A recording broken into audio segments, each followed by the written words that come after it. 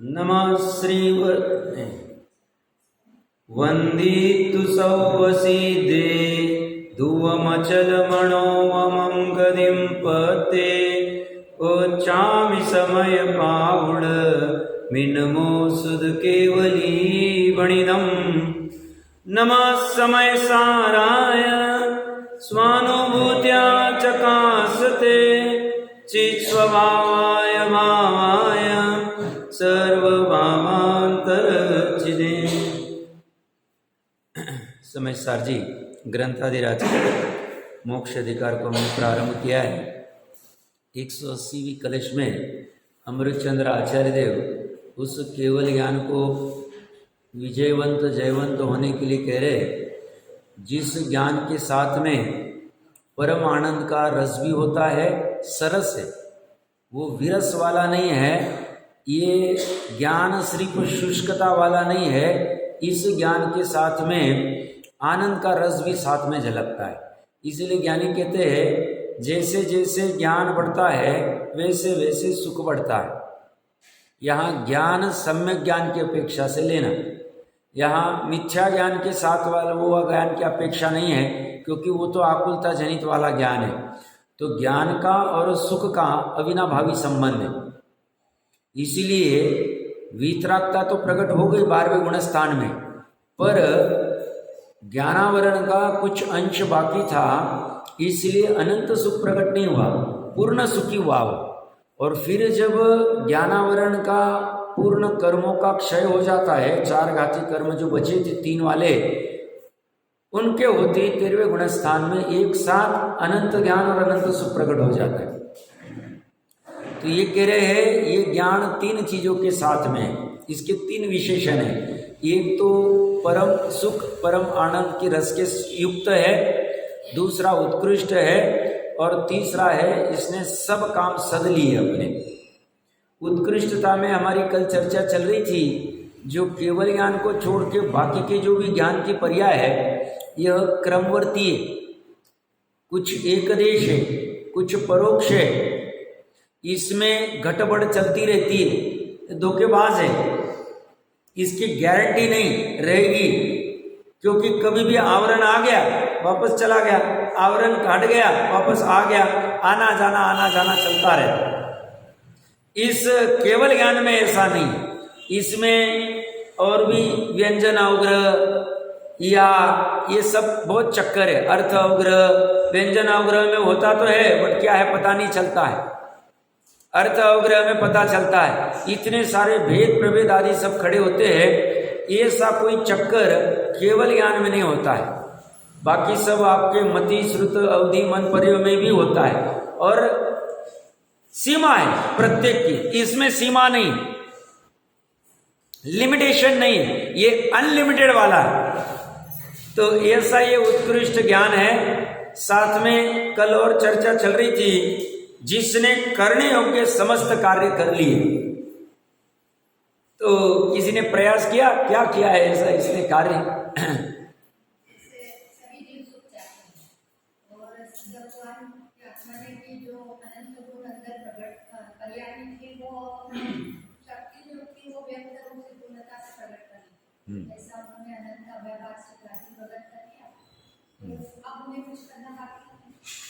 बराबर।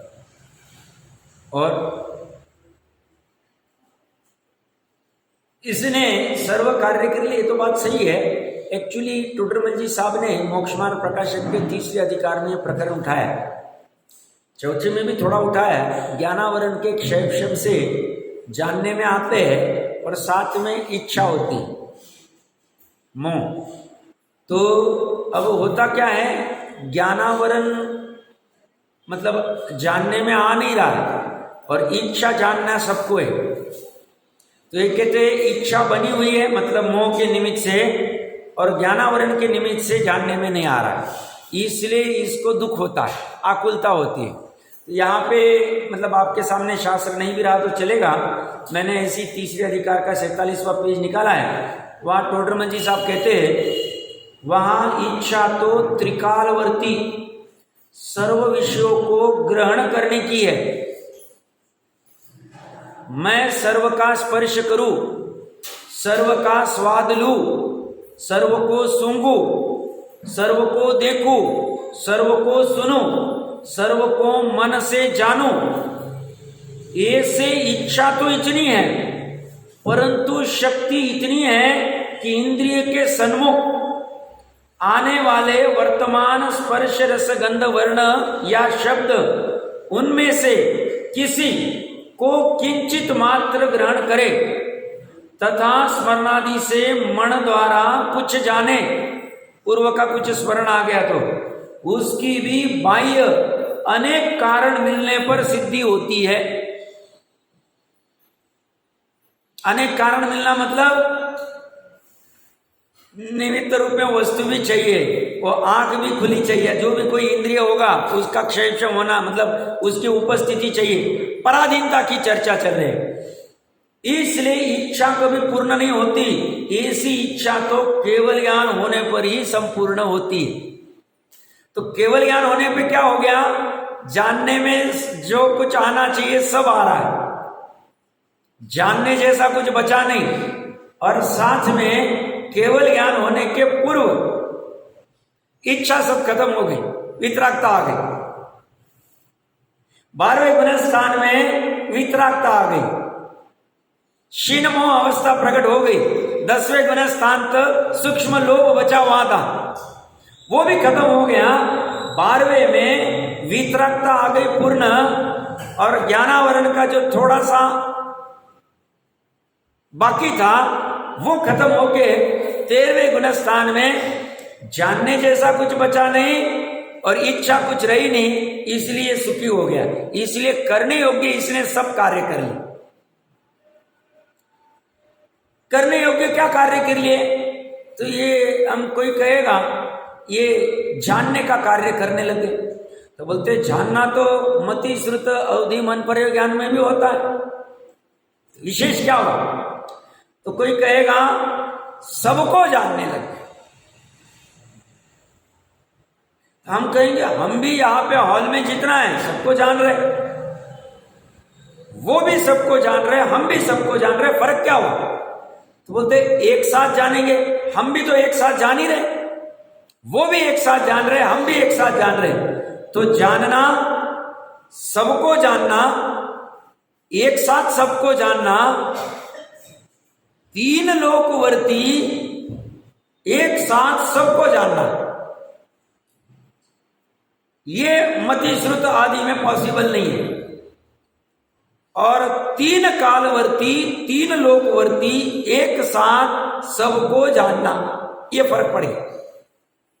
तो इनका क्या हो गया, अभी सिर्फ वर्तमान काल के तीन लोग को ही जानते हैं ऐसा नहीं, सिर्फ जानते हैं ऐसा नहीं, सबको जानते हैं। सबको जानते इतना भी नहीं है, एक साथ सबको जानते, एक साथ सबको जानते इतना ही नहीं, तीन लोकवर्ती एक साथ सबको जानते, तीन लोकवर्ती एक साथ वर्तमान को ही जानते ऐसा नहीं, तीन कालवर्ती तीन लोकवर्ती या आलोकवर्ती एक साथ सबको जानता। तो यहां काल अपेक्षा से तीन काल का जानते, क्षेत्र अपेक्षा से तीन लोक और आलोक को जानते हैं, इसके अलावा और कुछ है ही नहीं। भाव की अपेक्षा से जानना पड़ा हुआ है और द्रव्य की अपेक्षा से सबको जानना पड़ा हुआ है, और विशेषण में एक साथ जानना है। एक साथ मतलब एक समय में, अलग अलग समय नहीं, भिन्न समय की चर्चा नहीं है, युगपद जानना है। क्योंकि ये बाकी वाले ज्ञान की कल हमारी चर्चा चली थी क्रमवर्ती, उसमें बहुत बाधा है। अभी क्षैप्शम में पांचों इंद्रियों का क्षैप्शम है, बट अभी अगर कर्णेंद्रिय का कार्य चल रहा है तो बाकी चार नहीं चल। भले हमें लगते नहीं साहब हम देख भी रहे सुन भी रहे, ज्ञानी कहते हैं हमारे पकड़ में नहीं आ रहा। एक छदमस्त के एक समय में एक ही उपयोग होता है, क्षैप्शम में होगा उपयोग में एक समय में एक का, और भोग तो उपयोग का होता है, लब्धि का हमें कोई फायदा ही नहीं, वो तो वेस्ट चला जाता है।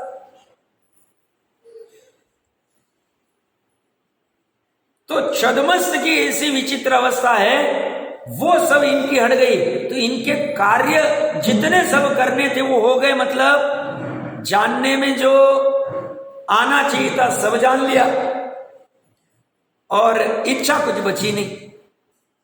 इसलिए ये केवल ज्ञान कैसा है, तो परम सुख के रस से युक्त है, उत्कृष्ट है, और करने योग्य समस्त कार्य इसने कर लिए। इसीलिए ऐसा ज्ञान, ऐसा केवल ज्ञान जयवंत वर्तता है, विजयवंत रहो। क्यों विजयवंत रहो? अब इसमें करने जैसी, तो ऐसी अवस्था, ये तो केवल ज्ञान का निर्णय होगा हमारा, तभी हमें आकर्षण होगा सिद्ध अवस्था आदि प्रकट करने। अब अनादिकाल से अगर केवल ज्ञान आदि का, मोक्ष सुख का, सिद्ध अवस्था का यथार्थ ज्ञान नहीं है, तो लगेगा वहां जाके बैठ के क्या करना, घूमना फिरना नहीं है, एंजॉय नहीं है, पैसे कमाना नहीं है, मित्र मंडली नहीं है, लिखाई पढ़ाई नहीं है, खाना पीना नहीं है, टीवी आदि देखना नहीं है, वहां जाके क्या करना बैठ। वो कहते हैं ये जो कुछ क्रिया में तुम सुख मान रहे हैं, खाना पीना, टीवी देखना, घूमना फिरना आदि आदि विषयों के 5 इंद्रिय के, ये रोग के उपाय है, और उनको रोग ही नहीं हुआ है, वो रोगता से रहित है। तो रोग कौन सा हुआ साहब? डायबिटीज हुआ, बीपी हुआ। उनको डायबिटीज बीपी नहीं है, इनको इच्छा वाला रोग जो था वो रोग ही निकल गया। जो पर्याय में इच्छा प्रकट होती, मुझे अभी ये पकवान खाना है, मुझे अभी ये वस्त्र पहनना है, मुझे अभी ये आभूषण चाहिए, मुझे इतना धन कमाना है, ये इच्छा रोग है। ये रोग कहाँ प्रकट होता है?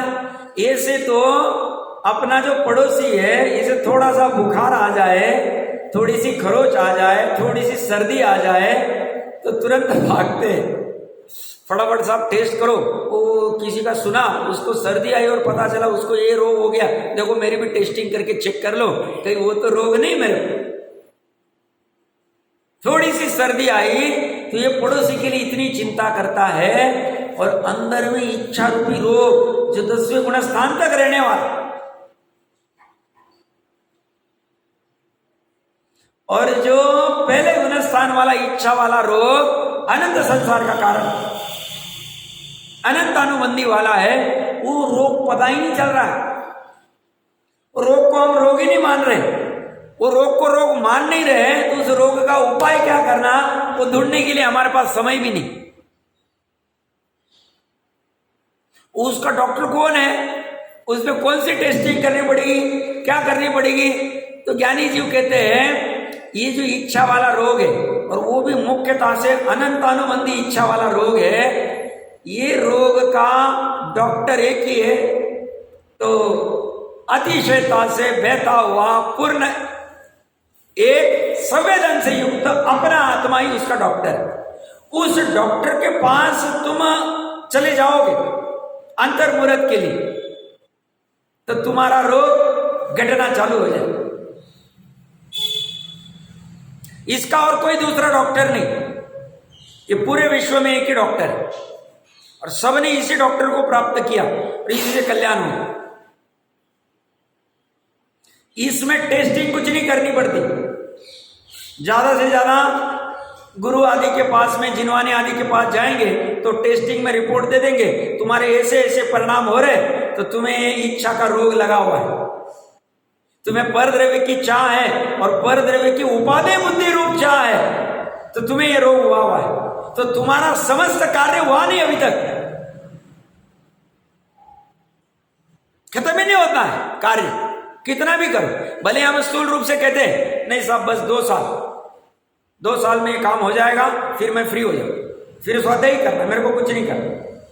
2 साल बाद मिलेंगे साहब वो काम तो हो गया, बट नए 3 काम और चालू हो गए। तो समस्त करने योग्य कार्य हुए ही नहीं, और वो कभी भी खत्म नहीं हो गए। क्यों? अनादिकाल से खत्म नहीं हुए, अनादिकाल से खत्म नहीं हुए, अनंत काल तक नहीं हुए। अभी मान लो अभी 100 साल 120 साल आयु रहती उत्कृष्ट, 200 साल भी रहती तो खत्म नहीं होती। क्यों? वो ब्रह्मदत्त चक्रवर्ती की आयु कितनी मुझे याद नहीं, किसी को याद होगा तो बता सकते हैं। अब उतनी आयु में भी इतना सब होने के बाद भी उसका खत्म नहीं हो, वो चाहता ये नहीं वो भी चाहिए। घात की खंड भी ले लेता हूं। शुभम चक्रवर्ती को इतना सब मिला हो नहीं, ये सब किया, 365 रसोड़े ने इतना खिलाया, बट ये वाला फल नहीं खाऊंगा तो मजा नहीं आए, ये फल चखना है, खत्म ही नहीं होती। फिर उसके चक्कर में भले कहीं भी जाना पड़ जाए, सातवा क्या और कौन सी क्या, और 7 से भी ज्यादा रहते थे तो भी चले जाने को हम तैयार थे, क्योंकि टोडरमल साहब कहते हैं इसको कषाय सहन नहीं होती। छलांग लगाता है कषाय, झपट्टे लगाता है वो कषाय, विषयों का इतना खतरनाक।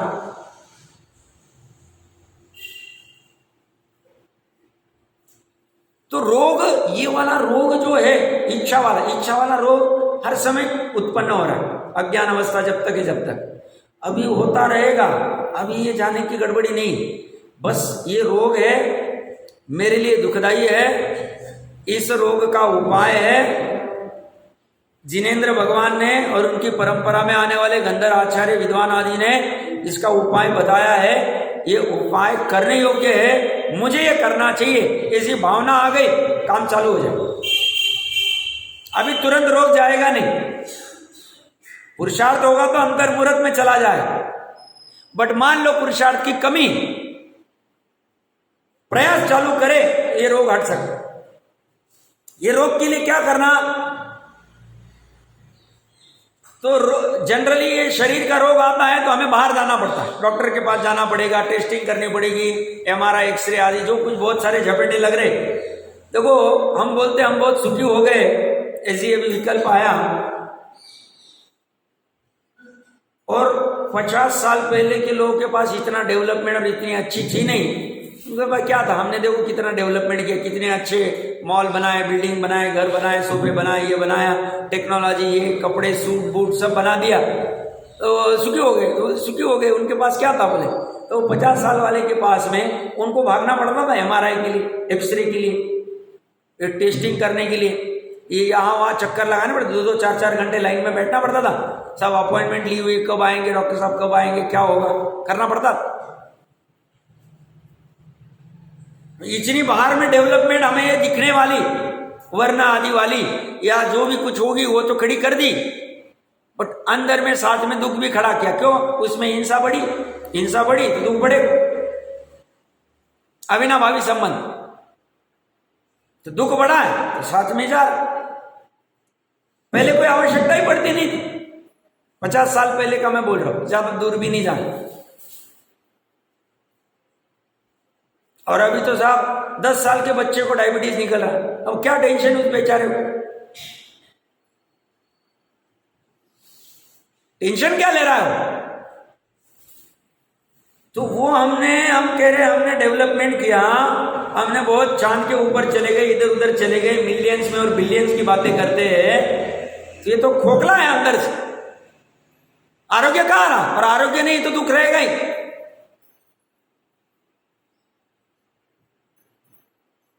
और उसका एकमात्र कारण है अज्ञान, और अज्ञान किसका? अपने स्वभाव। बाकी ज्ञान भले कितना ही हो जाए, हजारों बुक्स पढ़ ले, आत्मा का ज्ञान नहीं हो तो ज्ञान नहीं हो। अभी किसी का इसी पढ़ने में या चर्चा में आ रहा था, अंबेडकर आदि ने 30-35 हजार 40 हजार बुक्स पढ़ लिए थे अपने लाइफ में, उनकी लाइब्रेरी में इतने सारे बुक्स, और भी होंगे बहुत सारे, मतलब, बट ये बुक्स पढ़ते वक्त उस बुक्स पढ़ने में जिससे सुखी हुआ जा सकता है उस वस्तु को नहीं पढ़ा, उस वस्तु को मात्र पढ़ना नहीं, उस वस्तु को भाव वासन के लेवल पे जाना नहीं, भेद ज्ञान पूर्वक पर से भिन्न, इतना पढ़ना भी काम का नहीं, उस बुद्धि को व्यभिचारिणी कहा जाए। और कोई थोड़ा पढ़ लेवे और उस स्व स्वभाव को ऊर्ध्व कर देवे और बाकी सबको गौण कर देवे, उसका काम हो जाए।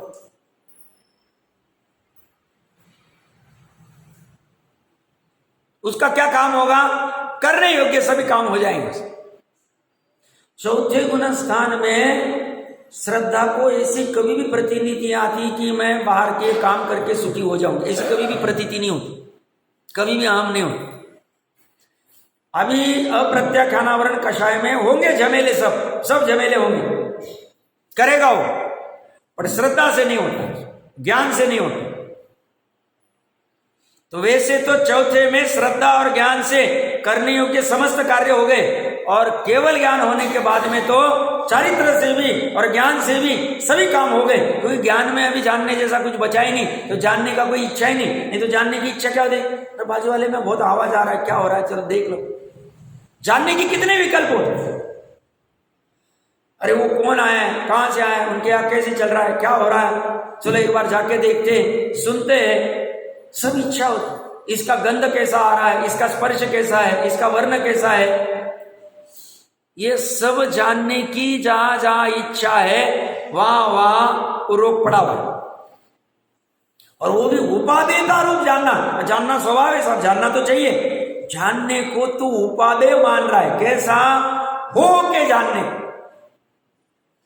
जानने में आने में बाधा नहीं, हो के जानने की इच्छा पूर्वक जानने को उपादेय मानना, उसमें बाधा है। सहज में जो पर्याय में झलकना है झलक जाए, झलकने में बाधा नहीं, बट मुझे ये झलकाना है मेरी पर्याय में, ऐसा विकल्प होना मतलब कार्य हुआ नहीं है। तो इसीलिए टोडरमल जी साहब ने अन्य मत के खंडन में कहा ना, तुम्हारे ईश्वर ने विश्व की निर्मित की तो उसको तो कुछ कमी लग रही होगी, कुछ इच्छा उत्पन्न हुई, तो मतलब वो सुखी नहीं। और ये क्या कह रहे हैं, हमारे ईश्वर कैसे है, हमारे भगवान कैसे है, हमारे परमात्मा कैसे है कि उनका ज्ञान ऐसा उत्कृष्ट उत्पन्न हुआ कि उन्हें परम आनंद का रस से युक्त हो गए, उत्कृष्टता आ गई और करने योग्य सभी कार्य हो गए, अब करने वजह कुछ बचा ही नहीं।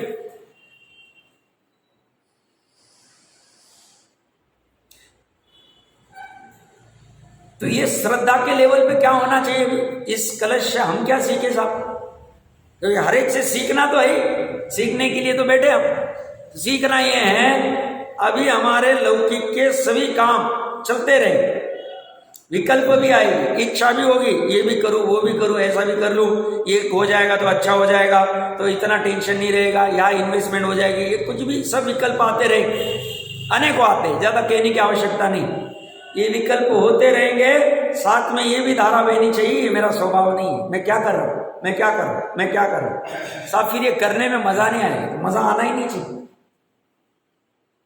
मजा आना ही नहीं चाहिए। अगर ये करने में मजा आ रहा है तो अभी तक समझा ही नहीं, अभी तक अतिशयता से प्रवाहित उस स्वभाव को समझा नहीं, उस केवल ज्ञान को समझा नहीं, अरंत को द्रव्यगुण पर्याय से समझा नहीं, सिद्ध समान अपने आत्मा को समझा नहीं, इसलिए फिर ऐसा लग रहा नहीं और थोड़ा कर लो थोड़ा कर लो, और सब करना ही पड़ेगा, फिर ये साथ में ये भी धारा बहेगी तो काम नहीं होगा, तो नहीं होना चाहिए। बुंदेलखंड आदि में कोई अगर बाहर जाता है, सुना हुआ है मैंने, मेरा कभी रहने का प्रसंग नहीं पड़ा, तो उसको अगर बीच में कोई पूछ ले कहां जा रहे हैं, अच्छा नहीं माना, काम बिगड़ जाता है। हाँ, टोक बराबर, ठीक है, टोक लगाना। तो ये अपने सब भी व्यवहार के काम करते करते स्वयं को ही टोक लगानी, और ये अच्छा माना जाएगा, शुभ शकुन है। अथ क्या कहना, अब क्या होने वाला है, तो अभी मोक्ष प्रवेश करने वाला है, तो मोक्ष का प्रवेश करने के लिए ये टोक लगानी चाहिए, स्वयं ही लगानी। तो टोक लगाएंगे तो क्या होगा साहब, टोक लगाएंगे तो जो बाहर उपयोग जाने वाला था वो ढीला होता जाता, उपयोग बहुत अनादि से उसको आदत ही पड़ी बाहर जाने की, तो उसको जैसे बीच में दूसरी एक धारा चलेगी टोक लगाने की, तो ये ढीला पड़ता जाएगा, ये ढीला पड़ेगा तो विशुद्धि होगी, विशुद्धि होगी तो नए कर्म का आश्रय घटता हुआ होगा, उस विशुद्धि के बलबूते पे उदय में आने वाला भी घटता हुआ आएगा, तो ये चलता रहेगा, और बीच में ऐसा एक अवसर आएगा कि जिसमें अंतरकरण आदि की प्रक्रिया होके और पता चला तो वो उसके दर्शन हो गए, प्रक्रिया ही। अब किसी को टोक लगाना अच्छा नहीं लगता है, हम कुछ नहीं कर सकते, उपाय तो यही क्योंकि आगे की गाथाओं में ही आने वाला। तुमने बंध आदि का सब ज्ञान कर लिया, बट बंध को छेदने के लिए जो करना चाहिए वो नहीं किया। क्या करना चाहिए था? टोक लगानी चाहिए थी, रोकना चाहिए था। परद्रव्य से जाते हुए परद्रव्य के संदर्भ वाले अपने भाव का विदारण करना था, वो तुम नहीं करोगे। तुम कितना भी ज्ञान कर लो, सब कर्म का ऐसा उदय होती है, ऐसी सत्ता होती है, ऐसी उदीर्णा होती है, ऐसा संक्रमण होता है, इस इतने गुण स्थान में ये स्थिति होती है, ऐसा बंध होता है, ये इतनी प्रकृतियों का बंध रहता है। ये कहते हैं ये सब पूरी बात है, क्योंकि चर्चा करके धर्म होने लग जाए तो चर्चा तो कितने लोग करते। धर्म तो श्रद्धा की परिणति है, ज्ञान की परिणति है और चारित्र्य की परिणति। श्रद्धा की परिणति जीव में, श्रद्धा गुण पुद्गल में नहीं है, धर्म अधर्म आकाश काल में नहीं। और जीव भी कोई दूसरा जीव नहीं, मेरा जीव। ज्ञान की परिणति भी जीव में ही और चारित्र्य की परिणति भी जीव में। ये तीनों की परिणति की बात, ये तीनों की परिणति में होना चाहिए और अन्य जगह कहीं नहीं होना चाहिए। अपने प्रकरण पे आते हैं, मोक्ष अधिकार के पेज नंबर 526।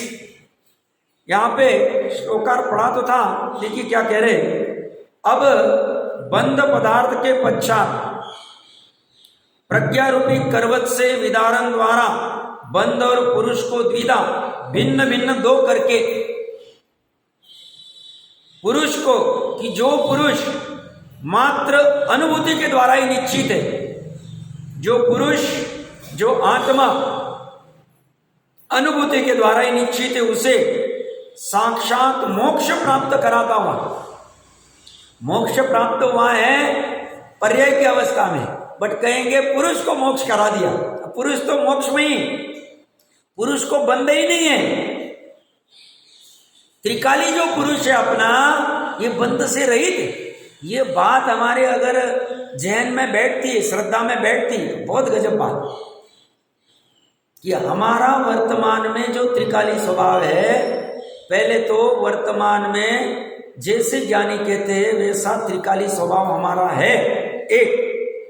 साथ साथ में उस त्रिकाली स्वभाव में ऐसी शुद्धता है कि जहां मलिनता का एक अंश नहीं है, दो। और यह त्रिकाली स्वभाव कभी भी बंधा नहीं है, इसलिए इसको मुक्त नहीं होना है। पर्याय में बंध है, पर्याय को मुक्त होना है। भूतकाल की पर्याय में बंध था, वर्तमान काल की और भविष्य काल की पर्याय में मुक्तता होगी। वर्तमान में जब तत्समय की योग्यता में करे तो होगी, आज नहीं करेंगे तो कल करेंगे तो कल की पर्याय में होगी, कल नहीं करेंगे परसों करेंगे तो परसों की पर्याय में होगी, जब करेंगे तब हो जाएगा।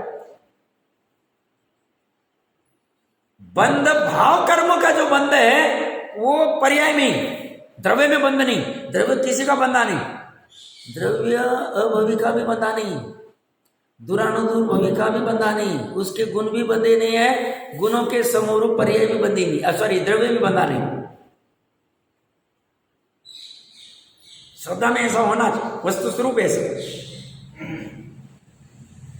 और पर्याय का काम करना है। पर्याय भी इतनी फास्ट है, कितनी फास्ट है साहब, एक एक समय में बदलती रहती है। अब हम उस पर्याय को बदलने जाए तब तक तो बदल जाती है वो पर्याय, अगला समय आ जाता है। साहब पलक झपकने में असंख्य समय चले जाते हैं, कैसे बदलेंगे? तुम्हें पर्याय को बदलना नहीं, पर्याय खचित है, पर्याय किलित है, तो साहब बदलना किसको है? द्रव्य और गुण को बदल नहीं सकते,